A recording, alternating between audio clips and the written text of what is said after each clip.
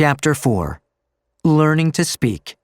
Babies Prove Sound Learners by Emily Sohn from Science News.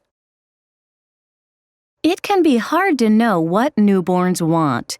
They can't talk, walk, or even point at what they're thinking about. Yet babies begin to develop language skills long before they begin speaking, according to recent research.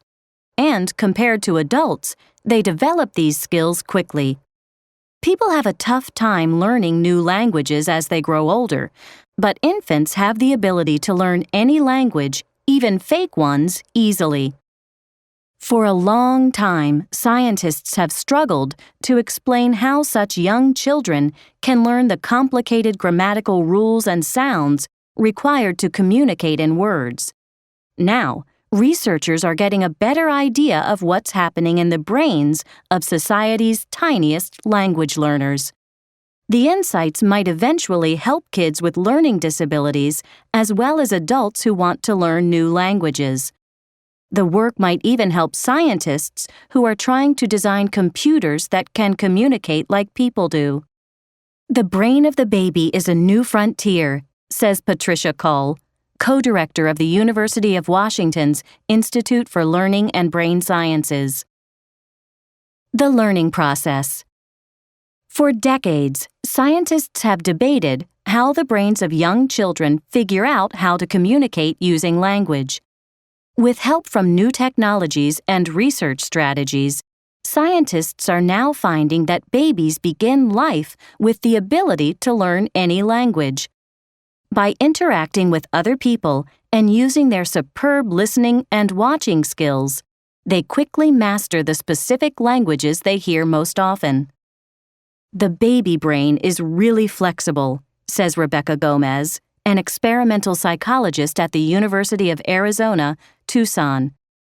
Babies can't say much, but they're learning a lot. Cull's research, for example, suggests that the progression from babbles like gaga to actual words like good morning begins with the ability to tell the difference between simple sounds, such as ga, ba, and da. Such studies show that, up to about 6 months of age, babies can recognize all the sounds that make up all the languages in the world. Their ability to do that shows that babies are prepared to learn any language, Cull says. That's why we call them citizens of the world. About 6,000 sounds make up the languages spoken around the globe, but not every language uses every sound. For example, while the Swedish language distinguishes among 16 vowel sounds, English uses only 8 vowel sounds, and Japanese uses just 5. Adults can hear only the sounds used in the languages they speak fluently. To a native Japanese speaker, for instance, the letters R and L sound identical. So, unlike someone whose native language is English, a Japanese speaker cannot tell row from low or rake from lake.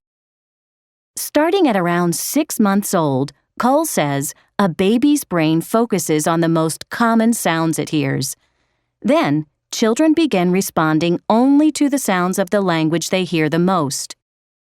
In a similar way, Gomez has found slightly older babies start recognizing the patterns that make up the rules of their native language.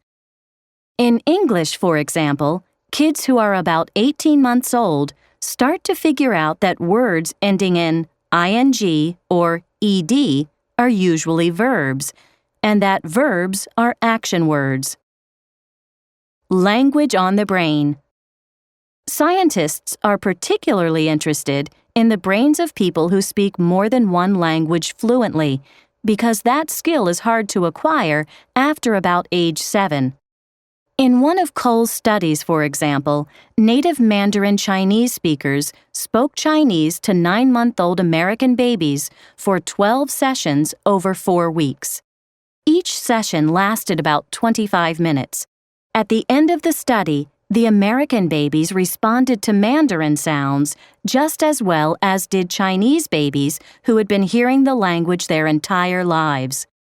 English-speaking teenagers and adults would not perform nearly as well.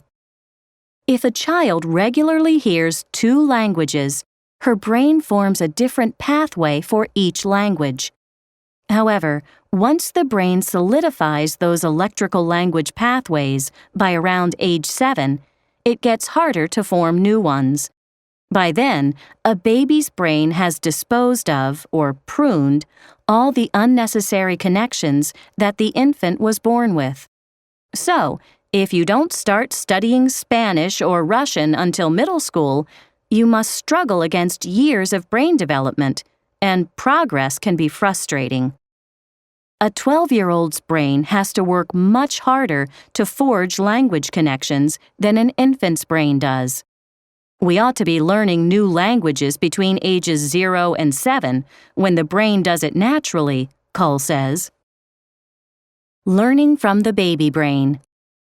For teenagers and adults who want to learn new languages, baby studies may offer some useful tips. For one thing, researchers have found that it is far better for a language learner to talk with people who speak the language than to rely on educational CDs and DVDs with recorded conversations.